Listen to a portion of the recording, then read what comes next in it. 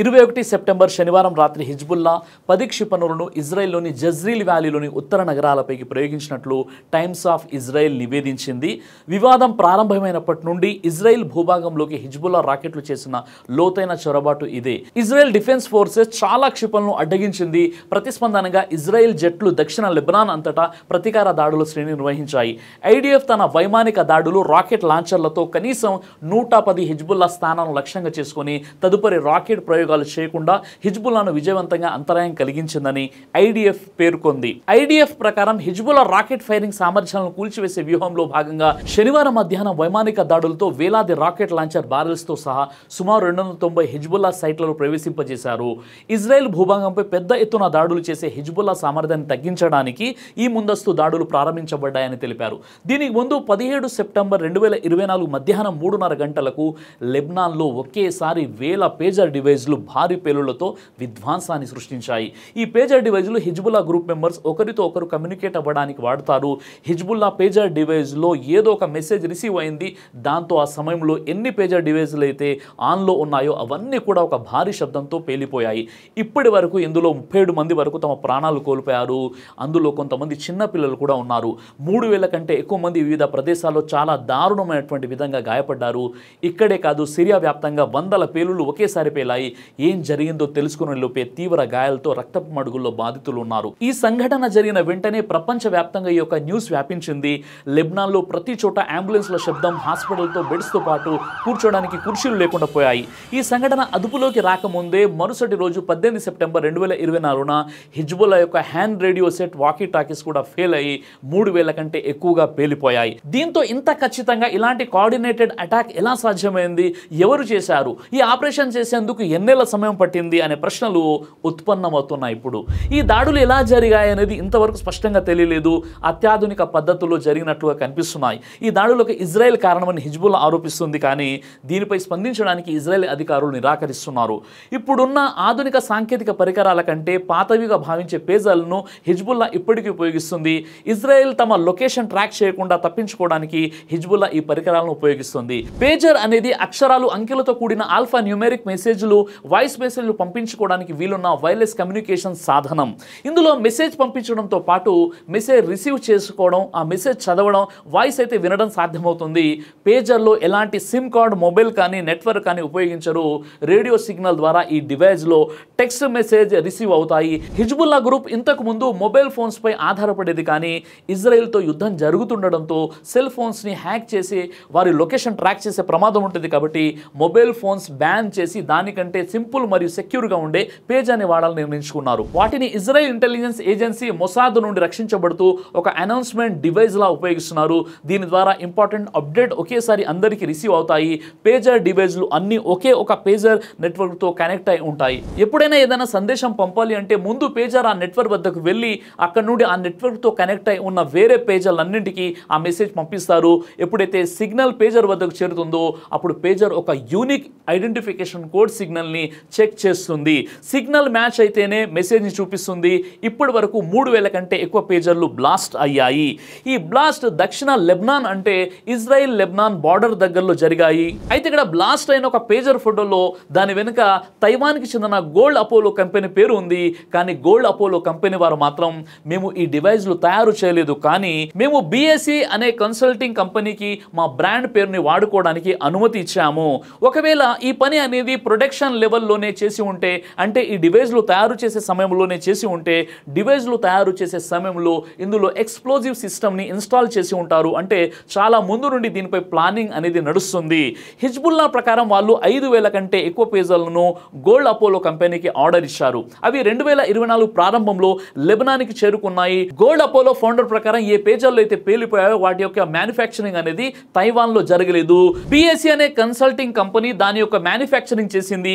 పేలిన pagers model AR924 Gold Apollo ప్రకారం Hungarian company BSC అనే company manufacturing చేసింది. దీని యొక్క డివైస్, ఇందులోని ఫంక్షన్స్, దీని అమ్మకాలు అన్ని ఈ కంపెనీయే చేసింది. కానీ కేవలం పేరు మాత్రం గోల్డ్ అపోలోను వాడుకుంది. గోల్డ్ అపోలో ఫౌండర్ ప్రకారం సుమారు 3 సంవత్సరాల నుండి ఈ బిఎస్సి అనే కంపెనీ వారికి పార్ట్నర్గా పనిచేస్తుంది. ఈ కంపెనీ హంగేరియన్ కంపెనీ, కానీ దీని యొక్క పేమెంట్స్ మాత్రం మిడిల్ ఈస్ట్ నుండి వచ్చేది.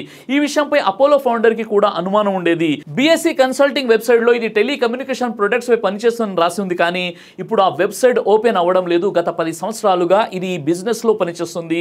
BSE అనే పేరు గల ఈ company electronic medical devices, electronic part oil మరియు గ్యాస్ ఫీల్డ్లో కూడా పనిచేస్తుంది. ఈ కంపెనీ ప్రత్యేకమైన పని కోసం కాకుండా ఇల్లీగల్ యాక్టివిటీస్తో పాటు చూపించేది. ఒక పని ముందు నుండి వేరొక పని వెనక నుండి చేసే కంపెనీగా మీడియా ఇన్వెస్టిగేషన్ ప్రకారం తెలిసిపోయింది. ఎప్పుడైతే లెబనాన్లో పేజర్ల పేలుళ్లు జరిగాయో ఆ సమయంలో BSE వెబ్సైట్ యాక్సెస్లో ఉంది, కానీ కొంత సమయం తర్వాత అందులో ఎర్రర్ రావడం ప్రారంభమైంది. దాని యొక్క యాక్సెస్ కావాలని మూసేశారు. అఫీషియల్ రికార్డ్స్ ప్రకారం BSE CEO క్రిస్టియానా అనే పేరు గల ఒక స్త్రీ ఈ కంపెనీతో అనుబంధం ఉన్న మరో వ్యక్తి కూడా ఫోన్ కాల్ చేసినప్పుడు ఫోన్ కాల్స్ని రిసీవ్ చేసుకోలేదు. కానీ NBC న్యూస్ క్రిస్టియానాతో మాట్లాడినప్పుడు ఆమె చెప్పిన దాని ప్రకారం మేము గోల్డ్ అపోలోలో పనిచేస్తాము, కానీ కేవలం కమిషన్ ఆధారంగానే పనిచేస్తామని తెలిపింది. నిపుణుల ప్రకారం పేజర్లో ముందు నుండి 8 నుండి 10 గ్రాముల ఎక్స్ప్లోజివ్ అమర్చబడింది. దాన్ని పేల్చడానికి ప్రత్యేకంగా ఒక ఎలక్ట్రానిక్ డివైస్ కూడా అందులో పెట్టబడి ఉంది. ఆ చిప్ పేజర్స్ పై వచ్చే సాధారణ మెసేజ్కి కాకుండా ఒక ప్రత్యేకమైన కోడ్ నెంబర్ పంపినప్పుడు యాక్టివేట్ అయి పేలుడు జరిగినట్లు నిపుణులు చెప్తున్నారు. ఇక్కడ ప్రశ్న ఏంటంటే, హిజ్బుల్లా యొక్క పేజర్ నెట్వర్క్ అనేది ఒక ప్రైవేట్ నెట్వర్క్. అంటే అందులో ఎవరైతే పేజర్ యొక్క అడ్మిన్ ఉంటారో వారే అందులో మెసేజ్ను పంపించగలరు, లేదంటే ఆ డివైస్ నెట్వర్క్ పై రిజిస్టర్ అయిన వాళ్ళు మాత్రమే పంపించగలరు. మరి ఆ ప్రత్యేకమైన కోడ్ నెంబర్ ఈ ప్రైవేట్ నెట్వర్క్ పై పంపించింది ఎవరు? ఇది కేవలం 3 సందర్భాల్లో మాత్రమే సాధ్యమవుతుంది. ఒకవేళ హిజ్బుల్లా గ్రూప్ లో ముసాద్ ఏజెన్సీకి సంబంధించిన ఎవరైనా వ్యక్తి ఉండి ఉండవచ్చు, లేదంటే ముసాద్ దగ్గర ప్రైవేట్ రేడియో ఫ్రీక్వెన్సీ నెట్వర్క్ ని కూడా హ్యాక్ చేసే సామర్థ్యం కలిగి ఉండాలి. అది కాకుండా పేజర్లో వేరే మొబైల్ నెట్వర్క్ కి సంబంధించిన కనెక్షన్ పెట్టి SMS లేదా కాల్ చేసి వాటిని బ్లాక్ చేసి ఉండవచ్చు. ఇదంతా కూడా పేజర్లకు సంబంధించినటువంటి విషయం. మరుసటి రోజు హిజ్బుల్లాలోని కొన్ని వాకీ టాకీ రేడియో సెట్లలో కూడా ఇదే విధంగా ఒకేసారి పేలిపోయాయి. ఒక వాకీ టాకీ పై ఐకామ్ అనే జపాన్ కంపెనీ తయారు చేసినట్లు ఒక ఫోటోతో కనిపించింది. కానీ ఐకామ్ కంపెనీ ప్రకారం వీకామ్ V82 వాకీ టాకీకి సంబంధించిన ఈ ప్రత్యేకమైన మోడల్ 2014లోనే అది తయారు చేయడం ఆపేసినట్లు తెలిపింది. హిజ్బుల్లా ఈ యొక్క వాకీ టాకీస్ గత 5 నెలల క్రితమే తీసుకున్నట్లు తెలిపింది. ఎప్పుడైతే పేజర్ డివైజెస్ లెబనాన్కు వచ్చాయో అదే సమయంలో ఇవి కూడా కొనుగోలు చేసినట్టు తెలుస్తుంది. ఆ బ్రాండ్ పేరుతో మధ్యవర్తులు ఎవరైనా వాకీ టాకీలు తయారు చేశారా అనే అనుమానం కూడా ఇప్పుడు వినిపిస్తుంది. లెబనాన్ యొక్క సెక్యూరిటీ ఫోర్స్ ప్రకారం ఇజ్రాయెల్ ఏజెన్సీ ముసాద్ వేరే దేశంలో ఇలాంటి ఆపరేషన్ చేయడంలో చాలా ఫేమస్. వీరే చాలా పెద్ద ప్లానింగ్ తో కొన్ని నెలల క్రితం పేజర్స్ మరియు వాకీ టాకీస్ లో ఎక్స్ప్లోజివ్ అమర్చి సమయం చూసి వాడిని పేల్చేసినట్టు చెప్తున్నారు. ముందు కూడా ఇజ్రాయెల్ ఏజెన్సీ ముసాద్ పై ఇలాంటి విషయాలకు సంబంధించినటువంటి ఆరోపణలు చాలానే ఉన్నాయి. 2010లో ముసాద్ స్టక్నెట్ అనే పేరు గల ఒక కంప్యూటర్ వార్మ్ లాంచ్ చేసి ఇరాన్ యొక్క న్యూక్లియర్ ప్రోగ్రామ్ ని టార్గెట్ చేశారు. ఇందులో ఇజ్రాయెల్ తో పాటు అమెరికా కూడా ఉంది. 2007లో సిరియా సిస్టమ్ ఇజ్రాయెల్ జెట్స్ ని డిటెక్ట్ చేయకుండా ఉండడానికి ఆపరేషన్ ఆర్డర్ పేరుతో ఇజ్రాయెల్ సిరియా యొక్క ఎయిర్ డిఫెన్స్ సిస్టమ్ ని హ్యాక్ చేసింది. ముసాద్ తన సైబర్ క్యాపబిలిటీని వాడుకుంటూ పెగాసిస్ వంటి సాఫ్ట్వేర్ ఉపయోగించి వివిధ దేశాల కంపెనీలు ఇండివిజువల్స్ ని స్పై చేసింది. అంటే చాటుగా వాళ్ళని వెంబడించింది, వాళ్ళ దగ్గర ఉన్న ఇన్ఫర్మేషన్ ని తీసుకుంది. అంతేకాకుండా అత్యంత సెక్యూర్ గా భావించే యాపిల్ ఐఫోన్ లో కూడా పెగాసిస్ సాఫ్ట్వేర్ ని ఆటోమేటిక్ గా ఇన్స్టాల్ చేసినందుకు ఆ కంపెనీ కేసు కూడా వేసింది. లెబనాన్ లో జరిగిన పేజర్ అటాక్ అనేది చాలా కొత్త రకమైన అటాక్. చరిత్రలో ఇలాంటిది ఎప్పుడు జరగలేదు. చాలా మంది చెప్తున్నారు ఈ సంఘటన ప్రపంచవ్యాప్తంగా ఒక కొత్త రకమైన చర్చకు దారి తీసింది. ఈ పని పేజర్స్ మరియు వాకీ టాకీస్ తో జరపడం సాధ్యమైతే మరి మన వద్ద ఉన్న మొబైల్ ఫోన్స్ ని దీని నుండి రక్షించుకోవడం సాధ్యమవుతుందా? యుద్ధాలు మొదట్లో కూడా జరిగాయి, భవిష్యత్తులో కూడా జరుగుతాయేమో, కానీ యుద్ధం చేసేటటువంటి కొత్త పద్ధతి ఇప్పుడు ఉనికిలోకి వచ్చింది. దీని నుండి రక్షించుకోవడం చాలా కష్టమైన పని అని నాకు అనిపిస్తుంది. ఇజ్రాయెల్ ఫలస్తీన్ యుద్ధం ప్రారంభమైనప్పటి నుండి ఇప్పటి వరకు సాధించిందేంటి? అక్టోబర్ 7న హమాస్ మిలిటెంట్లు సరిహద్దు దాటి ఇజ్రాయెల్ కమ్యూనిటీలోకి ప్రవేశించడంతో యుద్ధం ప్రారంభమైంది. 1200 మందికి పైగా ఇజ్రాయెల్ మిలిటెంట్లు మరణించారు. 253 మందిని గాజాలో బందీలుగా తీసుకున్నారని, ఈ విషయంతో ఇజ్రాయెల్ పూర్తి గాజాని ఫలస్తీన్ని సర్వనాశనం చేయాలని నిర్ణయించుకుంది. అప్పటి నుండి ఇప్పటి వరకు యుద్ధం ఆపే ప్రసక్తే లేదంటుంది ఇజ్రాయెల్. గాజాలో ఇజ్రాయెల్ యొక్క భూ మరియు వైమానిక దాడుల్లో గురువారం ఆగస్టు 15 నాటికి అధికారిక ఆరోగ్య మంత్రిత్వ శాఖ లెక్కల ప్రకారం 40,005 మంది మరణించారు మరియు 92,401 మంది గాయపడ్డారు. దాదాపు 2.3 మిలియన్ల మంది దేశ పౌరులు నిరాశ్రులయ్యారు. ఇలా యుద్ధాలు చేసుకుంటూ పోతే చివరికి యుద్ధమే మిగులుతుంది, కానీ మనుషులు మిగలరు.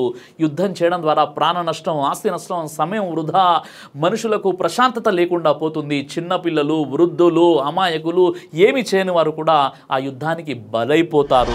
ఇప్పుడు ఈ పేజర్ అటాక్ చూసుకున్నట్లయితే మనిషి కమ్యూనికేషన్ కోసం వాడే వస్తువుల్లో కూడా ఈ విధంగా భయానక పేలుడు పదార్థాలు పెట్టి మనిషి జీవన శైలిలో పెను మార్పులు తీసుకొచ్చిన మొబైల్ ఫోన్స్ వాడడం ఒక భయాందోళన పరిస్థితికి తీసుకొచ్చింది ఇజ్రాయిల్. దేవుడు మనిషికి ఇచ్చిన మేధస్సును ఉపయోగించి సాంకేతికతను గొప్ప అద్భుతాలను సృష్టించాడు ఈ మనిషి. ఈ టెక్నాలజీ అనేది మానవ జాతి శ్రేయస్సు కోసం ఉపయోగపడాలి తప్ప మానవ జాతి వినాశనం కోసం కాదు కదా. ఈ విషయంలో మీ అభిప్రాయాలు ఏంటో కామెంట్ ద్వారా నాకు తప్పకుండా తెలియజేయండి. దైవ ప్రవక్త ముహమ్మద్ సల్లల్లాహు అలైహి వసల్లం వారు తెలియజేశారు, కడుపుకు సంబంధించినటువంటి అన్ని రకాల వ్యాధులకు అద్భుతమైనటువంటి ఔషధం తల్బీనా. ఇది దైవ ప్రవక్త వారి సున్నత్, మంచి ఆహారం, ఇమ్యూనిటీ బూస్టర్, ఇందులో షిఫా ఉంది.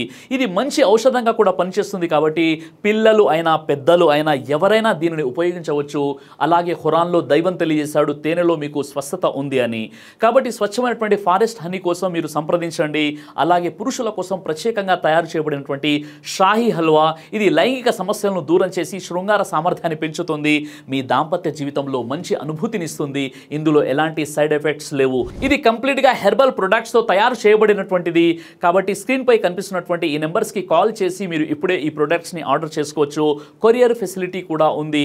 ఆలస్యం ఎందుకు, వెంటనే ఆర్డర్ చేయండి.